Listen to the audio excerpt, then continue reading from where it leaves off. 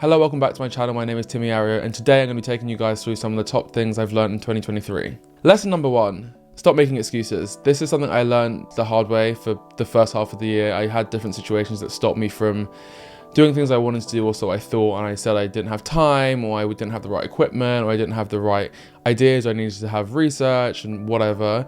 And I realized that I spent a lot of time making excuses for myself to help justify me not achieving my goals.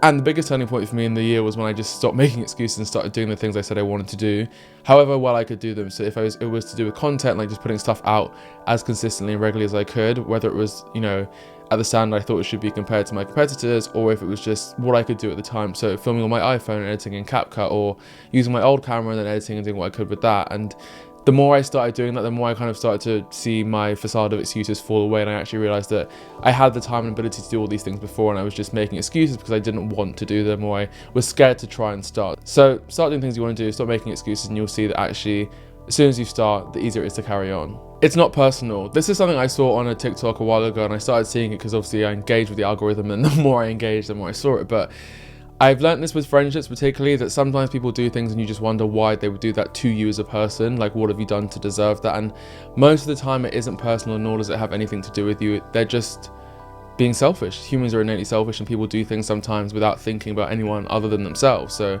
if a friend lets you down or doesn't reply, doesn't invite you to something, don't just assume that it's to do with you specifically, and maybe just think, you know what, maybe they forgot, maybe they're going through their own situation, and don't dwell on it too much. I spent a lot of time in the last few years trying to think and understand why certain people did certain things to me, and quite often when I spoke to them about it, they would just say, honestly, it had nothing to do with you, I just forgot, or I made a mistake, or I just was being a bad friend.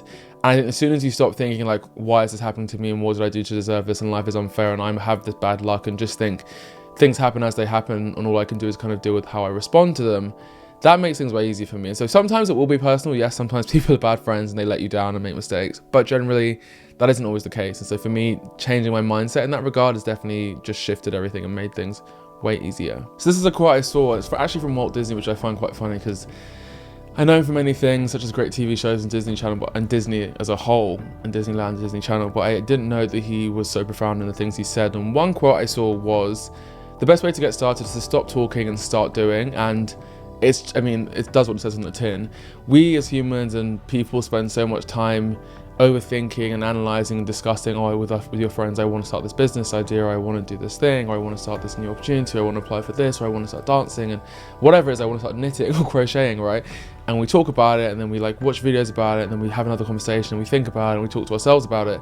And sometimes we can use that talking stage and phase as a way to actually stop ourselves from just doing and engaging. And I realized I was doing that with so many things. Like, I wanted to start doing more short form content on TikTok and Instagram, and I was spending hours a day looking what other people were doing and figuring out how they were doing it, and then deciding if I could do it that way. And then I wanted to start going to the gym, and I was like, I need to get a PT, and I need to do this, and I need to do that, and I want to start doing meal prep, but I was like, I need to find meals to make. And with all of these things, I just thought, I'm going to start, and if it fails, it fails, and if it isn't perfect, fine, I can always adapt and change my approach, and then keep growing and adapting and changing, but still be doing the thing I want to do. So with content, I just started making stuff. I tried some stuff on my phone, I tried different styles of content. Some didn't work, some did well, but I didn't enjoy. And I've kind of got to a place where now at least I spent the last 6-7 months actually doing things. I know what I like, I know what does well, and I've kind of gained experience, which I wouldn't have gained if I just spent another 6 months overthinking, overanalyzing. And so I've been telling my friends this as well. Just start. If you want to do something, obviously within reason, if you need money to start a business, but if you want to start something, just think about, okay, well, how can I do this? And how is the quickest way for me to start getting experience and practice? And that's the main thing. I think it's practice.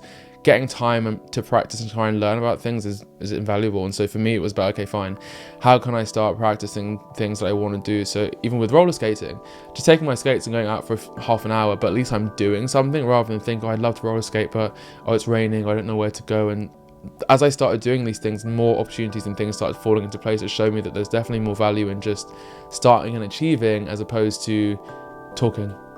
So stop talking and start doing. The next lesson is gratitude. This is something I learned from a friend at dinner recently, and I've been telling so many people about this. There are a few things in my life that I want to change, and they vary and they're in different kind of realms and spheres of life. But I spent a lot of time this year focusing on what I wanted to change and what I didn't have, and focusing so much on what I didn't have created this void of things that I never even had in the first place, and I was missing the things I'd never had, and then that void was making me feel like I was lacking, when actually if I flipped my perspective and thought about things differently, there are so many things I have that other people would want, and so many things I have that I should be grateful for. And that was the key thing. Was my friend said, look, I'm not necessarily in love with my life and things aren't perfect, but I have so many things to be grateful for, and so what I try and do is focus on gratitude for what I do have and what I'm happy about right now. And then when things come and when things do change, I'm happy about them when they arrive, but I'm still moving through life conscious and aware of what I want and what I would like to change and what I'm working towards. But I'm not living in a state of sadness or absence or guilt or or want. Not living in a constant state of want, but instead I'm living in a state of gratitude. And I think that for me, like, the hairs on my neck stood up, and I felt kind of like that really resonated with me. And I think it was realizing that I'd spent most of the year operating from this negative mindset and this negative perspective, and instead I decided to just start thinking, okay, fine, well, what can I be grateful for and what am I really happy about? And changing that way of thinking has made me be and feel much happier day to day, because I wake up thinking, okay, well, I did this and I did well at that, and I have that, I'm doing this and I'm working on that, and I have friends and whatever, I have family, and so there are things that I can wake up for every day and be grateful for. And then of course there are things I can want and desire and want to work towards, but that isn't kind of that isn't the majority of my thinking, and that isn't the main driver of my behavior during the day. So it's easier said than done. I used to think it was terrible advice when people say practice gratitude, because it's like, you have no idea what I'm going through. But at the same time, we can all find things to be grateful for. I mean, being alive is one of them. Being safe and having shelter, especially in this year with all the stuff we had going on in terms of the various wars across the world, and poverty and cost of living crisis and COVID and stuff like that. We all have things that we can be grateful for. So try and practice gratitude is definitely one big thing I recommend. And the final one is just do things that make you happy, and don't do things you don't want to do.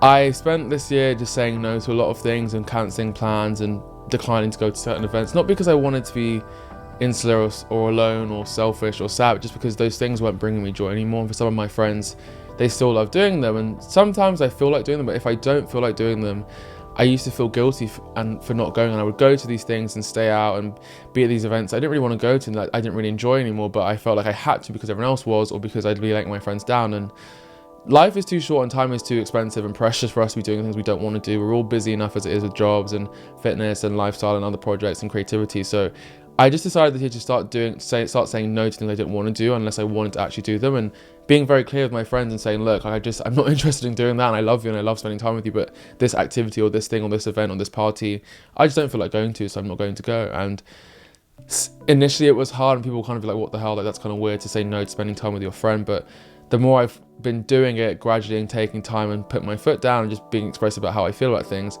the more receptive people are towards it, the more people actually are like, oh yeah, fine, fair enough, and have started saying the same. Like, actually, no, I've started saying no to stuff as well. So it does kind of trickle down when you do these things.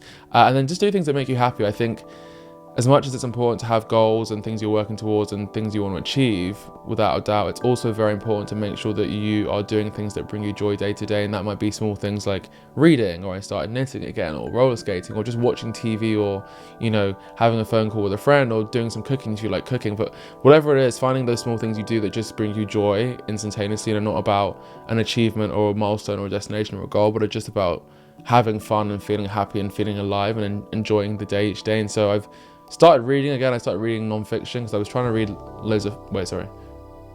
I started reading fiction again because I was reading, I always get them mixed up. Started reading fiction again because I was reading a lot of non-fiction help books.